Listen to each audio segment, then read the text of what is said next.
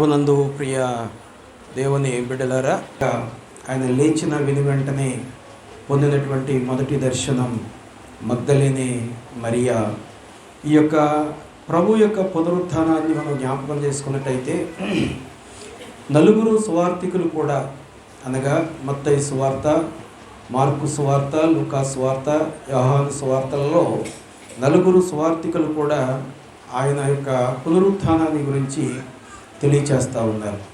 ఇంచుమించు నలుగురు కూడా వారి యొక్క అధ్యాయాలలో ఆఖరు అధ్యాయాల్లోనే లూకా గారు, యోహాను గారు తప్పించి మిగిలినటువంటి వారందరూ కూడా ఆఖరు అధ్యాయాల్లోనే ప్రభు యొక్క పునరుత్థానాన్ని తెలియచేస్తూ, మరి మత్తయి, మార్కు, లూకా సువార్తలలో ముగ్గురు కూడా 6వ వచనంలోనే అక్కడ ఉన్నటువంటి మరియకు లేక మిగిలినటువంటి వారికి ఒక మాట చెప్తా ఉన్నారు. ఆయన ఇక్కడ లేడు, ఆయన తిరిగి లేచి ఉన్నాడు అనగా ఆయన సజీవుడైనటువంటి దేవుడు అనేటువంటి మాట ముగ్గురు సువార్తికులు తెలియచేస్తూ, యోహాను వచ్చేసరికి ఆయన ఏం చెప్తా ఉన్నాడంటే విడవబడినటువంటి వస్త్రాల గురించి చెప్తా ఉన్నాడు.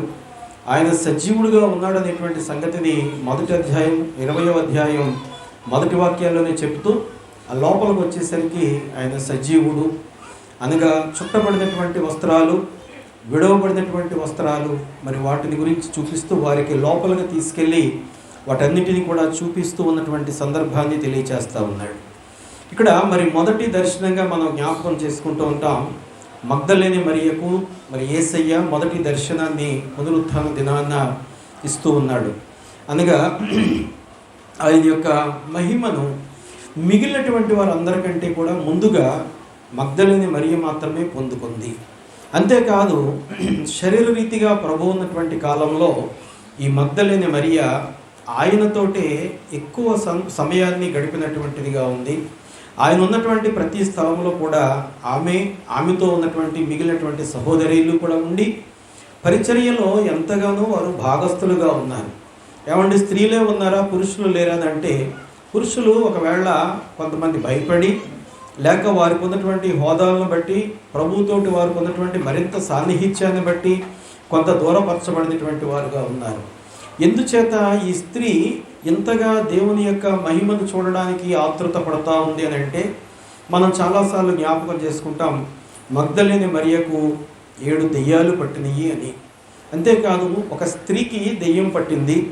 ఆ స్త్రీ దేవుని యొక్క ప్రభు యొక్క కృపను బట్టి బాగు చేయబడింది. బాగుపడినటువంటి ఈ స్త్రీ తనను తాను పరిచర్యకు సమర్పించుకుంది. స్త్రీ అనగా సంఘానికి మనం జ్ఞాపకం చేసుకోగలిగితే, మరి ఆయన పెండ్లి కుమారుడిగా ఉన్నాడు. మనం అందరం కూడా సంఘస్థులుగా ఆయనకు పెండ్లి కుమార్తెగా సిద్ధపాటు కలుగుతూ ఉన్నాం. ఒక దినాల్లో మనం పాపముల చేత జీవించాం, అపరాధాల చేత జీవించాం, దేవునికి ఇష్టము కానటువంటి లోక సంబంధమైనటువంటి జీవితాన్ని, పాప సంబంధమైన జీవితాన్ని మరి కలిగి ఉండి ఈ దినాన ఒక సంఘములో మనం చేర్చబడినటువంటి బిడలంగా ఉన్నాం.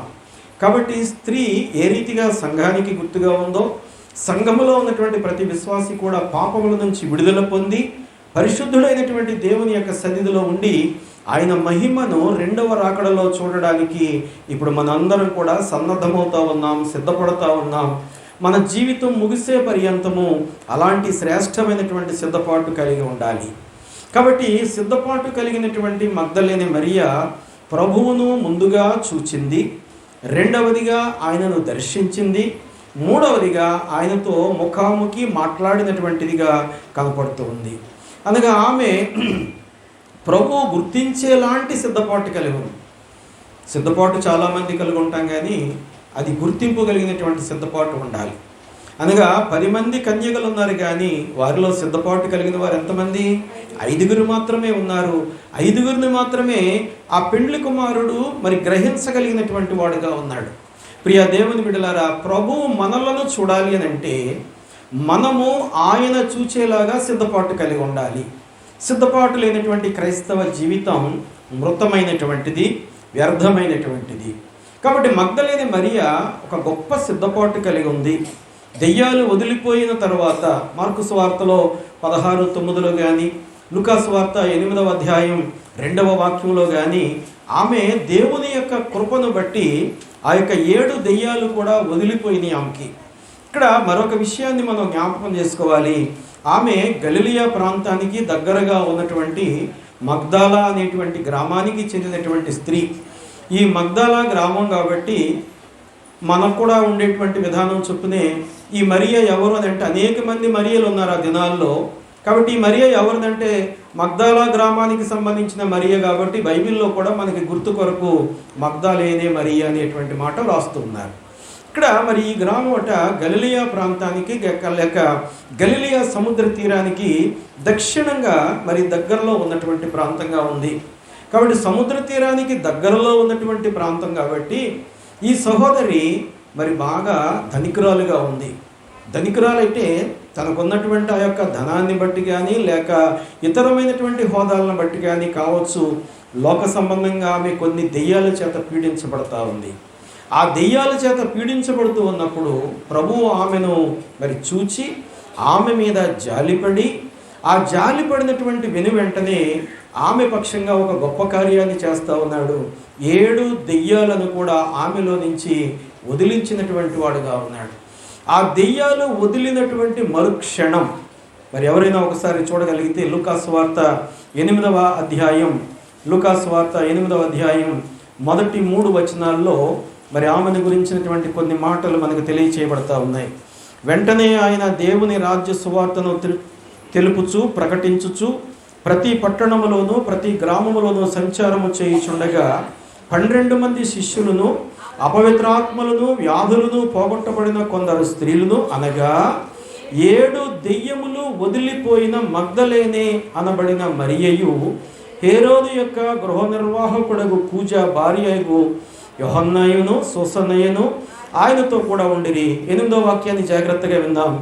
వీరును ఇతరులు అనేకులు తమకు కలిగిన ఆస్తితో వారికి ఉపచారము చేయుచుండిరి. ఉపచారం అనగా పరిచారము అనేటువంటి మాట తెలియచేస్తా ఉన్నాడు కింద ఫుట్ నోట్లో. అనగా పరిచర్య చేసినటువంటి వారుగా తమకున్నటువంటి సమస్త ధనాన్ని మరి ప్రభు యొక్క పరిచర్యకు వినియోగిస్తూ ఉన్నారు.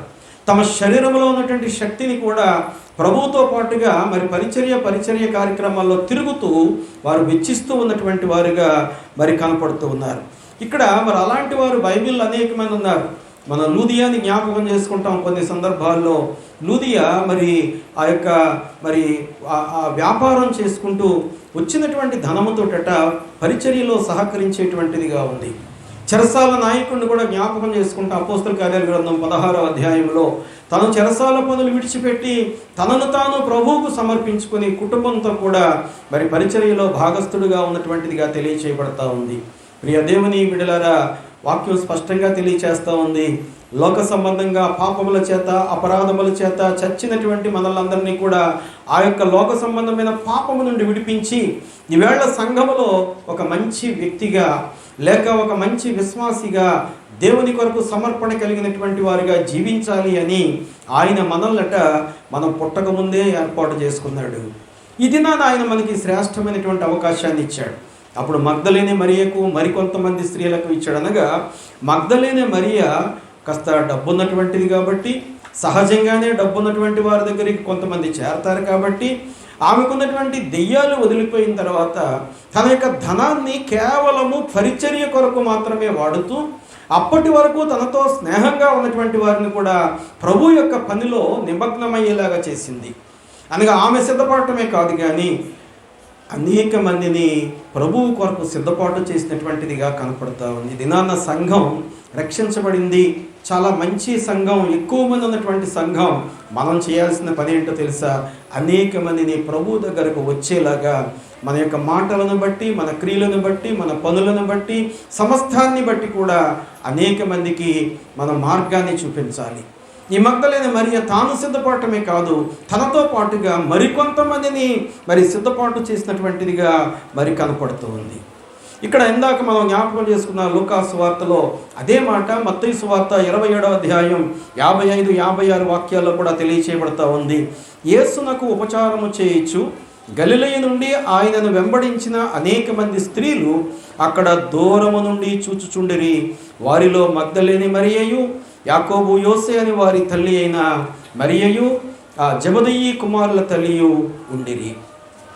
అనగా ప్రభువును సిలువ వేసేటువంటి సమయంలో మగవారందరూ కూడా దూరం అయిపోయారు, శిష్యులందరూ కూడా దూరాలకు వెళ్ళిపోయారు. ఎందుకంటే ఆ దినాల్లో ఉన్నటువంటి రోమా సైనికులకు కానీ, లేక యూదు జనాంగానికి కానీ, ప్రజలకు కానీ, లేక యాజకులు ప్రధాన యాజకులకు భయపడినటువంటి వారుగా ప్రభు అంతటి వాడే సిలువకు అప్పగించబడితే మేమెంతటి వాళ్ళం అనుకొని లోక సంబంధంగా కాస్త భయపడి దూరానికి వెళ్ళారు. కానీ ప్రభు ద్వారా మేలు పొందుకున్నటువంటి ఈ సహోదరులు ఉన్నారు చూసారా, వారట కాస్త దూరం నుంచి చూస్తూ ఉన్నారు. ఎందుచేత దూరం నుంచి చూస్తూ ఉన్నారని అంటే, మరి ఆ దినాల్లో సమాధుల దగ్గరకు కానీ, లేకపోతే ఎవరికైనా సిలువ వేసేటప్పుడు కానీ, శిక్ష విధించేటువంటి ప్రాంతాలలో స్త్రీలను అనుమతించేటువంటి వారు కాదు.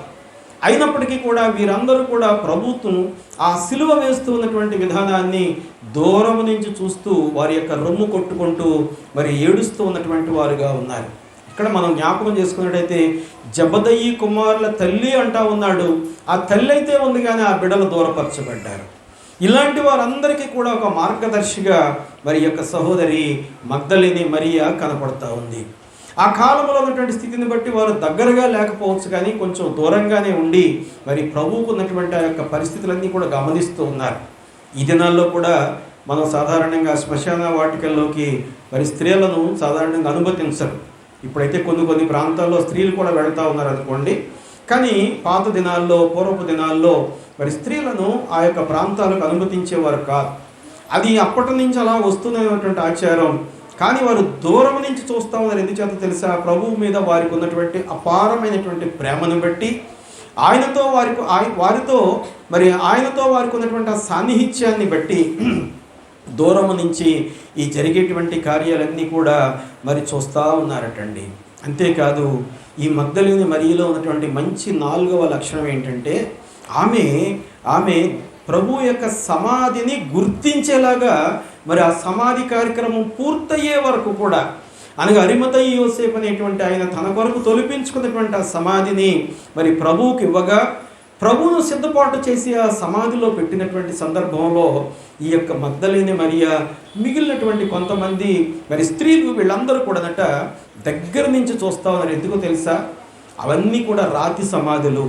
ఇంచుమించు అన్ని సమాధులు కూడా ఒకే రకంగా ఉంటాయి. కాబట్టి ఆయన 3వ దినాన లేస్తానన్నాడు.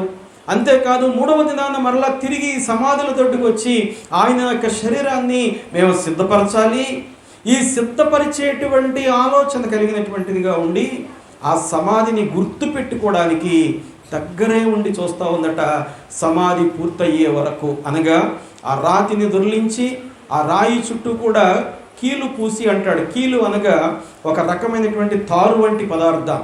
ఆ తారు వంటి పదార్థాన్ని పూసి న్యాయాధికారి యొక్క ముద్ర వేసి కూడా ఆ స్థలము నుంచి బయటికి వెళ్ళిపోయే వరకు కూడా ఆమె అక్కడే ఉండి చూస్తూ ఉంది. ఎందుకంటే మరలా 2 దినాల్లో మరలా తిరిగి ఆ సమాధి దగ్గరకు రావాలి అనేటువంటి ఉద్దేశంతో ఆమె అక్కడ కనిపెడుతూ ఉన్నటువంటిదిగా కనపడతా ఉంది. లూకా సువార్త 23వ అధ్యాయంలో మరి ఒక మాట జ్ఞాపకం చేసుకుని మనం త్వరగా ఎదరికి వెళ్ళడానికి ప్రయత్నం చేద్దాం. లూకా సువార్త 23వ అధ్యాయం 56వ వాక్యం ఈ రీతిగా తెలియచేస్తూ ఉంది. తిరిగి వెళ్ళి సుగంధ ద్రవ్యములను పరిమళ తైలములను సిద్ధపరిచి ఆజ్ఞ చొప్పున విశ్రాంతి దినమున తీరికగా ఉండిరి. అనగా సమాధి కార్యక్రమం మన లెక్క ప్రకారంగా శుక్రవారం పూర్తయిపోయింది. శుక్రవారం చీకటి పడిపోయింది కదా అని ఆమె ఖాళీగా కూర్చోలేదు. ఎందుకంటే ఆ దినాల్లో వాడుక చొప్పున మరి తెల్లవారితే విశ్రాంతి దినం. విశ్రాంతి దినాన్న ఖాళీగా ఉండాలి, ఏ పని చేయకూడదు. పరిశుద్ధ దినాన్ని మరి విశ్రాంతి దినాన్న పరిశుద్ధముగా ఆచరించడానికి జ్ఞాపకం పెట్టుకోండి అని దేవుని యొక్క ఆజ్ఞ ధర్మశాస్త్రంలో ఉంది. కాబట్టి తెల్లవారితే ఏ పని చేయకూడదని ఆదివారము కొరకు ఆమె శుక్రవారం రాత్రే అన్నీ సిద్ధపాటు చేసుకుందట. ఎంత ఆలోచన కలిగినటువంటి సహోదరి, ఎంత మరి దూరదృష్టి కలిగినటువంటి సహోదరి. ప్రభువును మనం దర్శించాలి అని అంటే, ప్రభుతోటి సహవాసాన్ని మనం కోరుకోవాలి అని అంటే, ప్రియా దేవుని బిడ్డలారా, సిద్ధపాటు చాలా ముఖ్యమైనటువంటిది. క్రైస్తవ విశ్వాస జీవితంలో సిద్ధపాటు లేకపోతే అంతకంటే పనికి మాలినటువంటి ఆత్మీయత మరొకటి లేదు. సిద్ధపాటు అనేటువంటిది మనం చాలా మరి కోల్పోతూ ఉన్నటువంటి వారంగా ఈ దినాల్లో కనపడుతూ ఉన్నాం. సిద్ధపాటు లేనటువంటి స్థితిని బట్టి అనేకమైనటువంటి ఆశీర్వాద ఫలాలు మనం ఈ దినాల్లో మరి కోల్పోయి దేవుని దగ్గర నుంచి రావాల్సినటువంటి ఆత్మీయ మరి స్థితిని మనం మరి పోగొట్టుకుంటా ఉన్నాం. మార్కు సువార్తలో జ్ఞాపకం చేసుకున్నట్టయితే వీరిని గురించి తెలియచేయబడతా ఉంది. 16వ అధ్యాయం 1-3 వాక్యాల్లో, విశ్రాంతి దినము గడిచిపోగానే మగ్దలేనే మరియయు, యాకోబు తల్లి అయిన మరియయు, సలోమియు వచ్చి ఆయనకు పూయవలెనని సుగంధ ద్రవ్యములు కొనిరి.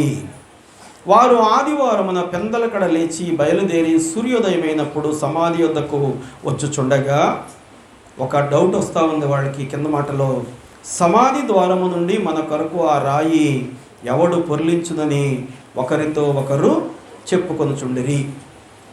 అనుకుంటూనే ఉన్నారు కానీ ఒకసారి అలాగా సమాధి వైపు చూశారట. 4వ వాక్యంలో మనం జ్ఞాపకం చేసుకుందాం. వారు వచ్చి కన్నులెత్తి చూడగా రాయి పొర్లింపబడి ఉండుట చూచిరి. ఆ రాయి ఎంతో పెద్దది.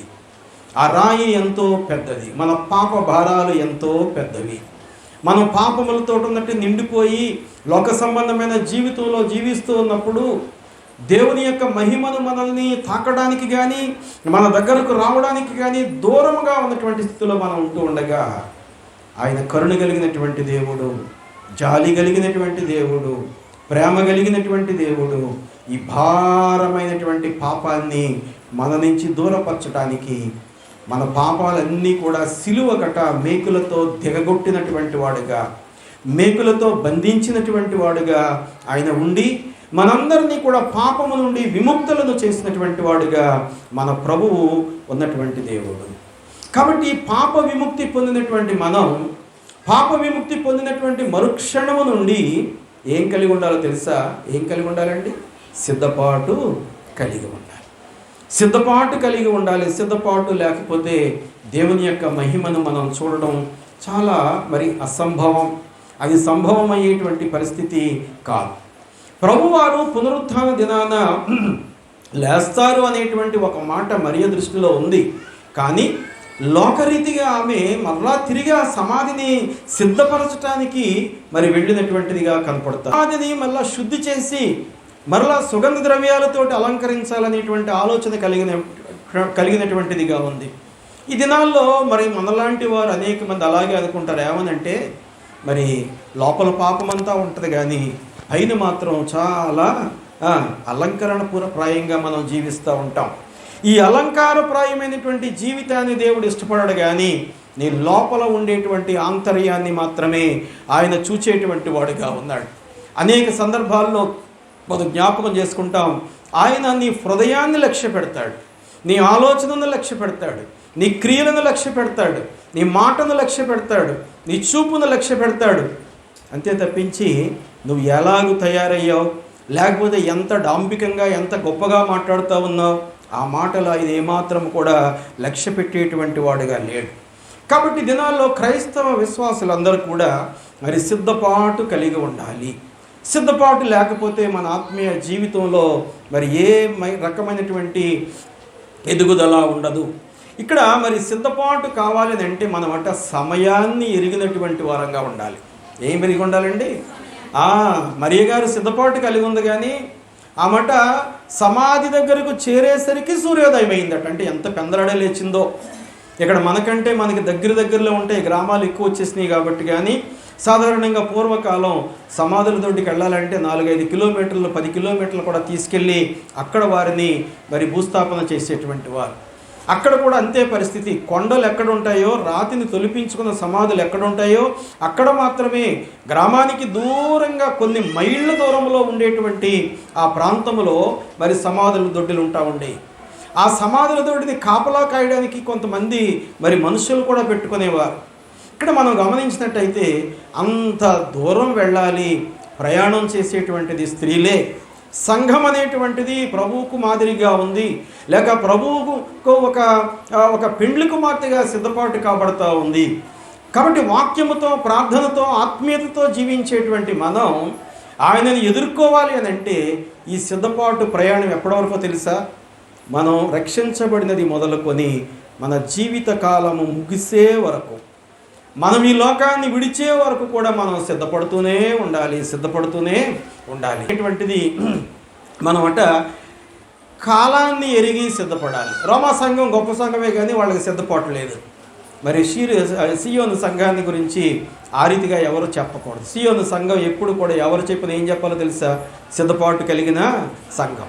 ప్రభు ఇప్పుడు వస్తే కనుక మేమందరం కూడా ఎత్తబడతామనేటువంటి ఆ సిద్ధపాటు మనకు ఉండాలి.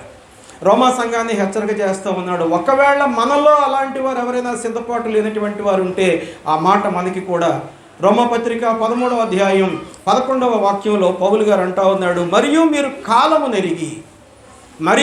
కాలము నెరిగి నిద్ర మేలుకొని వేళ అయినదని తెలుసుకొని అలాగు చేయుడి. కాలాన్ని ఎరగాలటండి. ఒక రైతు ఉన్నాడంటే ఆకాశాన్ని చూసి చెప్తాడు, ఏమనంటే ఈవేళ ఖచ్చితంగా వర్షం వస్తుంది.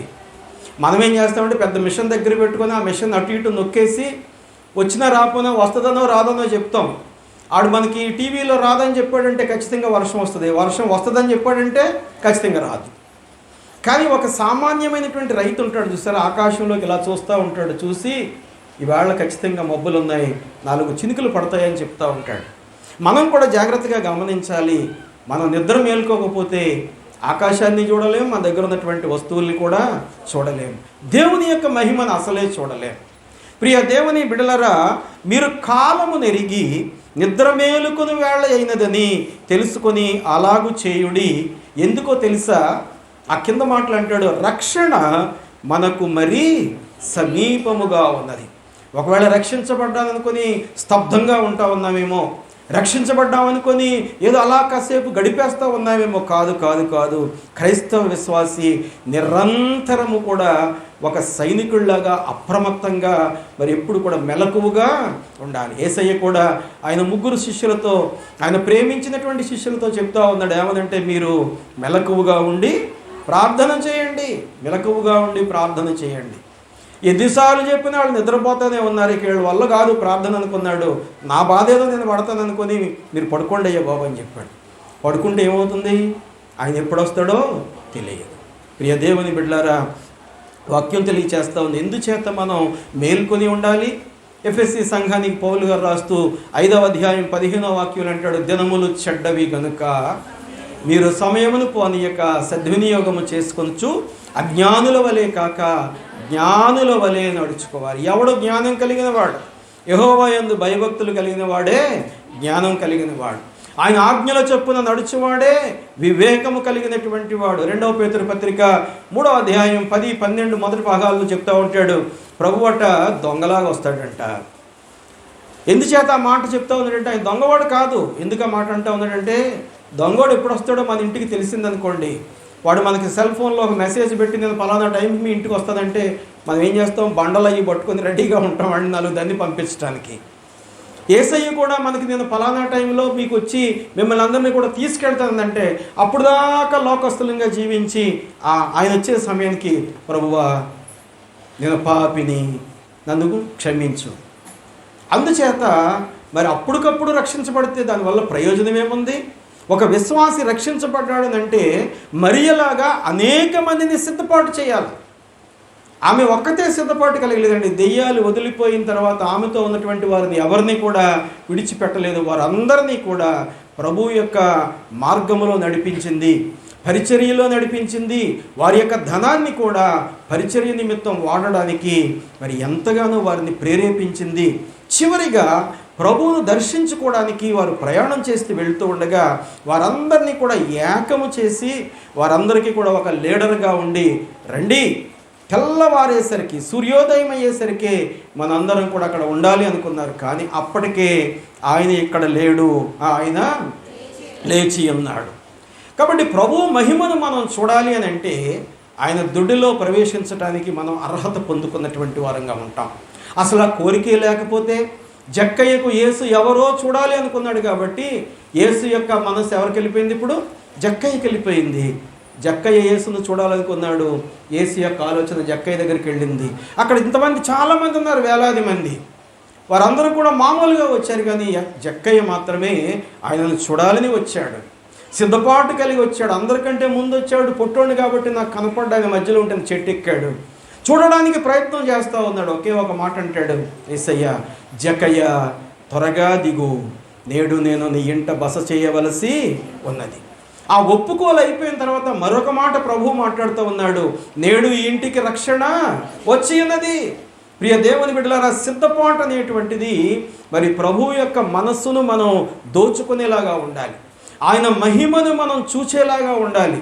ఒక జక్కయ్యను బట్టట ఆయన కుటుంబం అంతా రక్షించబడింది. నోవహును బట్టట మరి 7 కుటుంబీకులందరూ కూడా రక్షించబడ్డారు. మరి దినాన మనల్ని బట్టి, మన సిద్ధపాటును బట్టి ఎంతమంది రక్షించబడతా ఉన్నారు. ఎవరైతే సిద్ధపాటు కలిగి ఉన్నారో వారందరినీనట ఆయన దొడ్డులోకి పిలుచుకుంటాడట. యోహాను సువార్త 10వ అధ్యాయం 11వ వాక్యంలో ప్రభు అంటాడు, నేను గొర్రెలకు మంచి కాపరిని. మంచి కాపరి తన గొర్రెల కొరకు ప్రాణం పెట్టాడండి. ఆయన మనల్ని ప్రాణం పెట్టమంటలేదు. ఆయన హతసాక్షులందరూ ఎప్పుడో అయిపోయారు. ఒకవేళ రాబోయే కాలం ఎలా ఉంటుందో మనకు తెలియదు, కానీ ఇప్పుడు మనకు దేవుడు చక్కటి సమయాన్ని ఇచ్చాడు. అనేక మందికి చెప్పడానికి సమయం ఇచ్చాడు. అనేక మందిని ప్రభు దగ్గరకు మరి తీసుకురావడానికి సమయం ఇచ్చాడు. ఈ దినాన సిద్ధపాటు కలిగినటువంటి మరియా సమాధి లోపలికి తొంగి చూసి లోపలికి వెళ్ళిందట. తొంగికి చూసి లోపలికి వెళ్ళింది. అక్కడ ఎవరో వ్యక్తి కనపడతా ఉంటే సమాధులు కాచేటువంటి తోటమాలి, ఇదిగో ప్రభు దేహం ఇక్కడ లేదని కాపలా కాయడానికి వచ్చాడు అనుకుని పాపం ఆయన్ని పట్టుకొని అడుగుతూ ఉంది, నా ప్రభు యొక్క దేహాన్ని ఎవరెత్తుకుపోయారో చెప్పవయ్యా అని అంటుంటే యోహాను సువార్త 20వ అధ్యాయం 16వ వాక్యంలో ప్రభువు ఒక మంచి మాటతో ఆమెను పిలుస్తూ ఉన్నాడు. యేసు ఆమెను చూచి మరియా అని పిలిచాడు. యేసు ఆమెను చూచి మరియా అని పిలిచాడు. చూడాలి అనేటువంటి ఆలోచన కలిగిన వారంగా ఉంటే ఆయన మనలను చూస్తాడు. మరి అలాంటి ఆలోచన కలిగి ఉంది. మిగిలినటువంటి స్త్రీలు కాస్త భయపడి దూరంగా ఉన్నారు, కానీ ఈమె లోపలికి వెళ్ళిపోయింది. సమాధి లోపలికి వెళ్ళి చూస్తూ ఉంది. ఆయన కనపడటం లేదు. విడవబడినటువంటి వస్త్రాలే కనపడతా ఉన్నాయి. ఒక మహిమా స్వరూపుడైనటువంటి మనిషి కనపడుతూ ఉంటే పట్టుకొని జాడించి అడుగుతూ ఉంటే ఆయన అంటా ఉన్నాడు, మరియా అనగా ఆమె సిద్ధపాటు ఎలాగుందో తెలుసా? ఆయన స్వరాన్ని వినేటువంటి, ఆయన స్వరాన్ని గుర్తించేటువంటి సిద్ధపాటు ఆమె కలిగి ఉంది. ఎంత గొప్ప మంచి సిద్ధపాటు అండి! ఆయనను గుర్తించగలగాలి మనం. ఆయన పిలుస్తూ ఉన్నప్పుడు నా బిడ్డ నా దగ్గరకు రా అన్నప్పుడు మనం గుర్తించాలి. ఆ స్వరం ఎప్పుడైతే విన్నదో, ఇది మానవ స్వరము కాదు, ఇది నా ప్రభువు యొక్క స్వరం అనుకొని ఆమె అంటా ఉంది ఏమదంటే, ఆయన వైపు తిరిగి ఆయనను హెబ్రీ భాషలో రబ్బూని అని పిలుస్తూ ఉంది. అనగా ఆమె దేవుని యొక్క ప్రభు యొక్క స్వరాన్ని గుర్తించింది.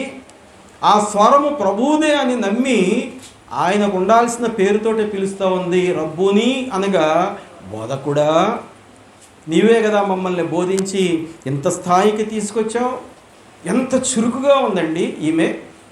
మగ్దలేని మరియా మరి రక్షించబడినది మొదలుకొని, దెయ్యములు విడిచిపెట్టిపోయినటువంటిది మొదలుకొని, పరిచర్యలో ఉండి తన ధనాన్ని వెచ్చిస్తూ, తన శక్తిని వెచ్చిస్తూ ఆయనను గుర్తించినటువంటిదిగా ఉంది. ఆయన స్వరాన్ని వినినటువంటిదిగా ఉంది. అందుకే ప్రభు అంటాడు, నా గొర్రెలు నా స్వరము వింటాయి. ఆయన స్వరాన్ని వింటా ఉన్నాం అనేక సార్లు, కానీ దాన్ని మరి ప్రక్కన పడేస్తూ ఉన్నాం. హెబ్రీ మంత్రసాధులట షిఫ్రా ఫూయా అనేటువంటి వారు మరి చాలా చురుకైనటువంటి వారట. ఆ యొక్క మంత్రసాధులు ఐగుప్తు మంత్రసాధులకు ఆజ్ఞించాడు కదా రాజుగారు, మీరు చిన్నపిల్లలందరినీ చంపి పడేయండి, వాళ్ళు బయటికి రాగానే చంపండి మగపిల్లలు అయితే. అంటే వాళ్ళట దేవునికి భయపడ్డారు. భయపడి రాజుగారితో ఒకే మాట చెప్తా ఉన్నారు, ఏమనంటే హెబ్రీ మంత్రసాధులు ఐగుప్తు స్త్రీల వంటి వారు కాదు, వారు చురుకైన వారు. క్రైస్తవ విశ్వాసి చురుకుగా ఉండాలి, సంఘము చురుకుగా ఉండాలి. విశ్వాసి చురుకుగా లేకపోతే, ఆ విశ్వాసి బద్ధకంగా ఉండేటువంటి విశ్వాసి సంఘములోకి వస్తే మిగిలినటువంటి వారికి కూడా బద్ధకాన్ని అంటించి ఆయన యొక్క మహిమను చూడలేకుండా చేసేటువంటి వారుగా ఉంటారు. ప్రియ దేవుని బిడ్డలారా, క్రైస్తవ విశ్వాసి హెబ్రీయుడులాగా ఉండాలి. హెబ్రీలు ఎలా ఉంటారట? చురుకైనటువంటి వారు. హెబ్రీయులు చురుకైనటువంటి వారు. దేవునితోటి వారికి ఉన్నటువంటి ఆ సంబంధాన్ని బట్టి వారు దేవుని యొక్క మహిమను ఎరిగినటువంటి వారుగా ఉన్నారు. కాబట్టి సంఘం చురుకుగా ఉండాలి. అనగా శత్రువును మనం మరి గుర్తించేలాగా ఉండాలి. కానీ దినాల్లో పరిస్థితి ఏమైపోతూ ఉందంటే, సంఘానికంటే కూడా శత్రువే చురుగ్గా పనిచేస్తూ ఉన్నాడు. దావీదు గారే ఒప్పుకుంటా ఉన్నాడు ఆ మాట. ఈ దినాల్లో కాదు, ఆ దినాల్లో నుంచే ఉంది. 38వ కీర్తన 19వ వాక్యంలో మనం జ్ఞాపకం చేసుకోగలిగితే, నా శత్రువులు చురుకైన వారును బలవంతులునై ఉన్నారు. వాడి చురుకుదనం ఎంతగా ఉందంటే మనల్ని గర్జిస్తూ లాక్కెళ్ళిపోతూ ఉంటాడు. ఒక్కొక్కసారి భయపెట్టి లాక్కెళ్తాడు. ఒక్కొక్కసారి ఏం చేస్తాడంటే మనకి ఈ లోక ఆశలు చూపించి లాక్కెళ్తూ ఉంటాడు. ఒక్కొక్కసారి మనల్ని మభ్యపెట్టి లాక్కుపోతూ ఉంటాడు. ఏదో రకంగా మరి శత్రువు మనల్ని లాక్కెళ్ళిపోయి వాడి యొక్క సామ్రాజ్యంలో చేర్చుకోవాలనుకుంటాడు. అందుకే దావీదు గారు అంటాడు, నా శత్రువులు చురుకైనటువంటి వారు. దేవుని బిడలంగా మరి శత్రువుకు మనం ఆ స్థానం ఇవ్వకూడదు. మగ్దలేని మరియలాగా చురుకుగా ఉండాలి, సిద్ధపాటు కలిగి ఉండాలి, పెందలకడనే లేవాలి. ప్రతి విశ్వాసి ఆ రీతిగా ఉంటే సంఘం అంతా ఎలా ఉంటుందండి? అప్పుడు ఎలాగుంటుంది చెప్పండి, ఎలాగుంటుంది? ఒక పాస్టర్ గారు అన్నారంట ఒకసారి, అరే గోల్ కొట్టాడు రాడు అన్నాడట. ఎందుకంటే ఆ తెల్లవారి చర్చకు వచ్చిన వాళ్ళందరూ కూడా రాత్రి అంతా కూడా అక్కడ ఏంటది ఇలా పైకి వేస్తారు, ఏంటది బాస్కెట్బాల్ ఆట చూసి వచ్చారట, ఇంటర్నేషనల్ ఆట. అరే గోల్ పడిందిరా అనగానే ఈ నిద్రపోయే వాళ్ళందరూ అంట ఆహాహా అనుకొని ఇలా చేతులు ఇలా పెట్టి 2 కాళ్ళు ఎదరగదన్నారట. పాపం మెలకుగా ఉన్న వాళ్ళందరికీ కూడా నడులు నొప్పి పట్టేసింది. దయచేసి సంఘం చురుగ్గా ఉండాలి, బద్ధకంగా ఉండడానికి వీలు లేదు. మనం కనుక నిద్రపోయేటువంటి వారంగా బద్ధకంగా ఉంటే శత్రువు ఏం చేస్తాడు? చురుకైపోతాడు. వాడు చురుకయ్యాడంటే కనుక సంఘం బలహీనమైపోయేటువంటిదిగా ఉంది. అందుచేత అంటాడు ఏమనంటే, ఈ దొడ్డిలో ప్రవేశించాలంటేనట ఆయన వచ్చేసి నేరుగా ఎవడు తలుపు తీయడండి, నేరుగా తలుపు తీయడు. అక్కడ ఒక ద్వారపాలకుడు ఉంటాడు. వాడు చూస్తాడు పైనుంచి కింద వరకు నిన్ను. నా మందిరంలో ఎంత చురుకుగా ఉన్నాడు, మందిర పరిచర్యలో ఎంత భాగస్థుడిగా ఉన్నాడు, ఎంత నమ్మకంగా పనిచేశాడు, ఇతని నోటి మాట ఈమె నోటి మాట ఎలా ఉంది, అతని యొక్క హృదయం ఆమె హృదయం ఎలా ఉంది, ఇవన్నీ బేరీజ్ వేసుకున్నాక మనకట్ట తలుపు తీస్తాడట. ఆ తలుపు తీస్తే మనం అందులోకి ప్రవేశించేటువంటి వారంగా, అప్పుడు మాత్రమే, అనగా దొడ్డిలో ప్రవేశించినటువంటి వారు మాత్రమే స్వంత గొర్రెలుగా ఉంటారు. యోహాను సువార్త 10వ అధ్యాయం 3వ వాక్యంలో మనం జ్ఞాపకం చేసుకోగలిగితే, ద్వారపాలకుడు తలుపు తీయును, ద్వారపాలకుడు అనగా యేసయ్య తలుపు తీయును, గొర్రెలు అతని స్వరము వినును, తన సొంత గొర్రెలను పేరు పెట్టి పిలుస్తాడటండి. ఎంత ఆధిక్యత మనకు దేవుడిస్తూ ఉన్నాడు. మనం ఏదో పేరు పెట్టుకున్నప్పటికీ కూడా ఆ పేరుతోటే నిన్ను పిలిచి, ఆ పేరుతోటి నిన్ను పిలిచట ఆయన నిన్ను లోపలికి ఆహ్వానించుకునేటువంటి వాడుగా ఆయన కనపడతా ఉన్నాడు.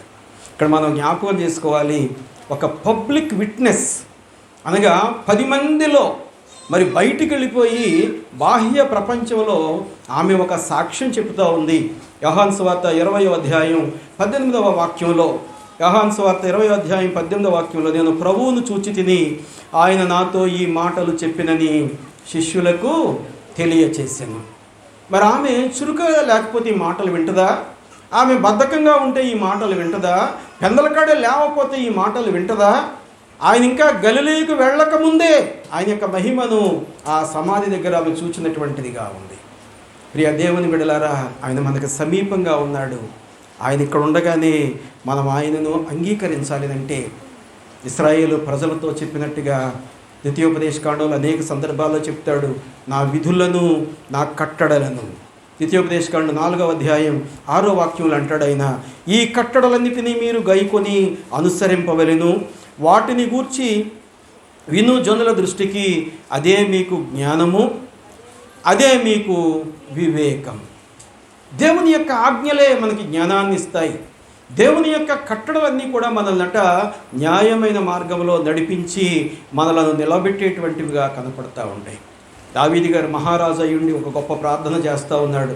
111వ కీర్తన 10వ వాక్యంలో, 111వ కీర్తన 10వ వాక్యంలో, యెహోవా యందలి భయము జ్ఞానమునకు మూలము, యెహోవా యందలి భయము జ్ఞానమునకు మూలము, ఆయన శాసనములను అనుసరించి నడుచు వారందరూ మంచి వివేకము కలిగి ఉందురు.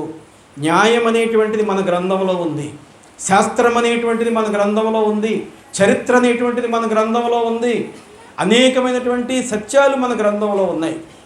ఏ గ్రంథంలో కూడా ఇన్ని రకాల సత్యాలు లేవు. చాలా గ్రంథాలు చెప్తూ ఉంటాయి ఏమనంటే దుష్టుల్ని శిక్షించండి అని చెప్తూ ఉంటారు. కానీ మన గ్రంథం చెప్తా ఉంది ఏమనంటే దుష్టుల్ని ప్రేమించండి అని చెప్తా ఉంది. ఎంత మంచి మార్గాన్ని ఆయన మనకిస్తూ ఉన్నాడు. ఇదే వివేకము కలిగినటువంటి మాట. ఆయన మార్గంలో మనం నడుచుకునేటువంటి స్థితి కలిగి ఉంటే ఆయనకు భయపడేటువంటి వారంగా ఉంటాం. వారంగా ఉంటే ఆయనతోటి సహవాసాన్ని మరి పొందుకునేటువంటి వారంగా కనపడతా ఉంటాం. ఎప్పుడు మన మాటలు వింటాడైనా, ఎప్పుడు మనల్ని చేరదీస్తూ ఉంటాడైనా. మరి దావీదు కీర్తనలో 145వ అధ్యాయం 18-19 వాక్యాలు అంటాడు, తనకు మొర్రపెట్టు వారికి, తనకు నిజముగా మొర్రపెట్టు వారికి యెహోవా సమీపముగా ఉన్నాడు. నువ్వు ప్రార్థన చేస్తూ ఉన్నావా? నిజముగా ప్రార్థన చేస్తూ ఉన్నావా? ఆత్మతోనూ సత్యముతోనూ ప్రార్థన చేస్తూ ఉన్నావా? లేకపోతే పెదాలతో ప్రార్థన చేస్తూ ఉన్నావా? పెదాలతో ప్రార్థన చేస్తే ఆయన సమీపంగా ఉండడు సుమా, దూరం అయిపోతాడు. ఆత్మతో ప్రార్థన చేస్తే ఆయన దగ్గరగా ఉంటాడు. సిద్ధపాటు కలిగి ప్రార్థన చేస్తే ఆయన దగ్గరగా ఉంటాడు. 19వ వాక్యం అంటాడు, తన యందు భయభక్తులు గలవారి కోరిక ఆయన తీర్చును. ఆమె 7 దెయ్యాలు వదిలిపోయిన తర్వాత ఆయనను వెంబడించింది. తన యొక్క శక్తితో, తన యొక్క ధనముతో పరిచర్య చేసినటువంటిదిగా ఉంది. ప్రభు యొక్క శ్రమలో దగ్గరగా ఉంది. సిలువ వేస్తూ ఉన్నప్పుడు దగ్గరగా ఉండి చూస్తూ ఉంది. సమాధి చేసే వరకు కూడా సమాధిని గుర్తించటానికి మరి అక్కడే ఉండి చూసినటువంటిదిగా ఉంది. ముందుగానే సిద్ధపాటు కలిగింది, అన్నీ తీసుకుని వెళ్ళింది. అప్పటికే ఆయన లేచి ఉన్నాడు. ఆమె కలిగినటువంటి సిద్ధపాటును బట్టి, ఆమె కలిగినటువంటి ఆతృతను బట్టి, ఆమె కలిగినటువంటి ఆ యొక్క ప్రేమ అనురాగాలను బట్టి ప్రియ దేవుని బిడ్డలారా, ఆయన ఆమెకు తన యొక్క మహిమను చూపించినటువంటి వాడుగా కనపడుతూ ఉన్నాడు.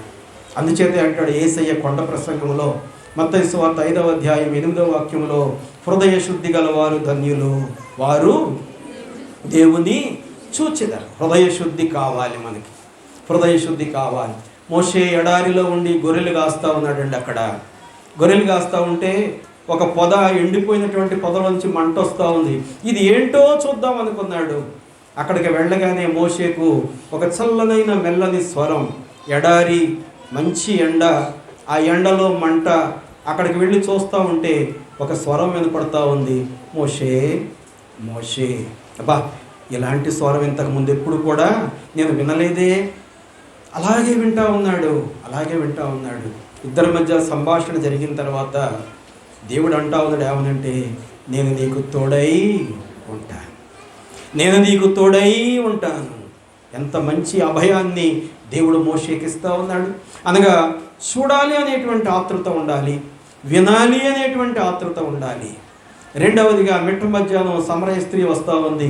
ఆ నీటి దగ్గర, ఆ బావి దగ్గర నీళ్లు తీసుకోవడానికి వస్తూ ఉంటే ఆమెను బట్టి అనేక మందిని రక్షించడానికి ఆమెతో సంభాషణ చేస్తూ ఉన్నాడు మిట్ట మధ్యాహ్నం వేళ. యూదుడైనటువంటి వాడు సమరైనటువంటి మావ లాంటి ముఖం చూడటం ఏంటంటే ప్రభు అంటా ఉన్నాడు, అమ్మా నాకు దాహానికి ఏమైనా ఇస్తావా? దాహానికి ఇస్తాను, త్వరగా వెళ్ళింది. వెళుతూ ఉండగానే అంటా ఉన్నాడు, ఇంతకంటే మంచి దాహం తీరడానికి నీకు నేను జీవ జలమును ఇస్తాను. ఆమె అంటా ఉంది. వెంటనే ఆమె హృదయం అంతా శుద్ధైపోయింది. ఇప్పుడు ఆమె సిద్ధపాటు కలిగినటువంటిదిగా ఉండి నేను సమరయురాలుని అనేటువంటి విషయాన్ని కూడా మరిచిపోయింది. ఎందుకంటే ప్రభు యొక్క మహిమ ఆమెను ఆవరించింది కాబట్టి. పట్టణంలోకి వెళ్ళిందట. నేను చేసినవన్నీ నాతో చెప్పిన ప్రభువును చూడడానికి మీరు కూడా రండి. అబ్బా, ఎంత మంచి సాక్ష్యం ఆ బిడ్డ చెప్తా ఉంది. ఆయనను గూర్చి సాక్ష్యం చెప్పింది. మరి ముఖ్యంగా ఊరిలోకి వెళ్ళిపోయాట. తనకున్న భయాలన్నీ కూడా ప్రక్కన పడేసి నా దేవుడు నాతో మాట్లాడాడు, మీరు కూడా రండి ఆయన చూడటానికి అంటా ఉంది. సౌలు గారు ఎన్నో దుర్మార్గమైనటువంటి కార్యాలు చేశాడు. అలాంటి దుర్మార్గుడైనటువంటి వాడిని ప్రభు పట్టుకున్నాడు. పట్టుకొని అతని కళ్ళకట మరి ఆ యొక్క పొరలు కమ్మేలాగా చేశాడు. ఈ పొరల్లో నుంచే కింద పడిపోయినటువంటి వాడు దేవుని మహిమను చూస్తూ ఉన్నాడు. యేసయ్య పిలుస్తూ ఉన్నాడు, సౌలా సౌలా. ఆ స్వరం వినగానే ఏమన్నాడు తెలుసా? నువ్వు ఎవరమని అడగలేదండి, చిత్తము ప్రభువా అంటా ఉన్నాడు. అనగా ఆయన స్వరములో ఒక ప్రత్యేకత ఉంది, దేవుని యొక్క మాటలో ఒక ప్రత్యేక ఉంది, దేవుని యొక్క పిలుపులో ఒక ప్రత్యేకత మరి కనపడతా ఉంది. అందుకే అంటాడు కదా ఎఫ్ఎస్సి పత్రిక 1వ అధ్యాయం ఆ మధ్య భాగంలో 6వ వాక్యం అంటాడు, 1 నుంచి 7 వరకు కూడా పెద్ద వచనం ఉంటుంది. మధ్యలో అంటాడు, క్రీస్తులో మిమ్మను ఏర్పాటు చేసుకున్నాను. మగ్దలేని మరియకి దెయ్యాలు ఉన్నాయి కదా, ఈమె నాకెందుకు, ఇంకా బాగా ఆరోగ్యంగా ఉన్న వాళ్ళని తీసుకుందాం అనుకోలేదండి ప్రభువు. ఈ లోకంలో గొప్పవారిని, తెలివైనటువంటి వారిని, ధనవంతులను సిగ్గుపరచడానికి దేవుడు మనలాంటి వారిని ఏర్పాటు చేసుకున్నాడు. ఆఖరుగా ఒక మాట చదువుకొని ప్రార్థన చేసుకుందాం. ఇర్మియా గ్రంథం 1వ అధ్యాయం 4-5 వాక్యాల్లో మనం జ్ఞాపకం చేసుకుంటే ఇర్మియా గారు ఏమేమో కారణాలు చెప్తా ఉన్నాడు. ఏమేమో చెప్తా ఉంటే దేవుడైన యెహోవా ఇర్మియాతో మాట్లాడుతూ అంటా ఉన్నాడు, గర్భములో నేను నిన్ను రూపింపక మునిపే నిన్ను నేను ఎరిగితినయ్యా, నీవు అసలు పిండముగా కూడా లేనప్పుడే నేను నిన్ను ఎరిగి ఉన్నాను, నీవు గర్భము నుండి బయలుపడక మునిపే నేను నిన్ను ప్రతిష్ఠ చేసుకున్నాను. ఈవేళ మన అందరం ఎవరో తెలుసా? ప్రతిష్ఠించబడినటువంటి జనాంగం, ముద్రించబడినటువంటి జనాంగం.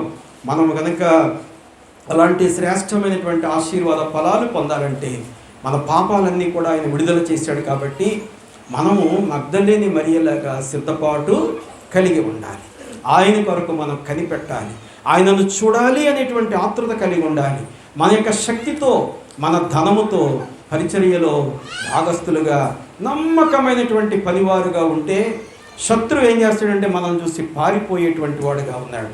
విజయం మనదే అవుతా ఉంది. ఎందుచేత యేసయ్య మరణాన్ని మరి ఓడించి లేచిన వాడుగా ఉన్నాడు. యేసయ్య మరణపు ముళ్ళును విరిచిన వాడుగా ఉన్నాడు. ఓ మరణమా నీ విజయము ఎక్కడ? ఓ మరణమా నీ ముళ్ళు ఎక్కడ? లేచినాడురా సమాధి, యేసు లేచినాడురా సమాధి, గెలచినాడురా యేసు. లేతునని తా చెప్పినట్లు, లేతునని చెప్పినట్లు, లేఖనములో చదివినట్లు, లేచినాడురా సమాధి, గెలచినాడు యేసు.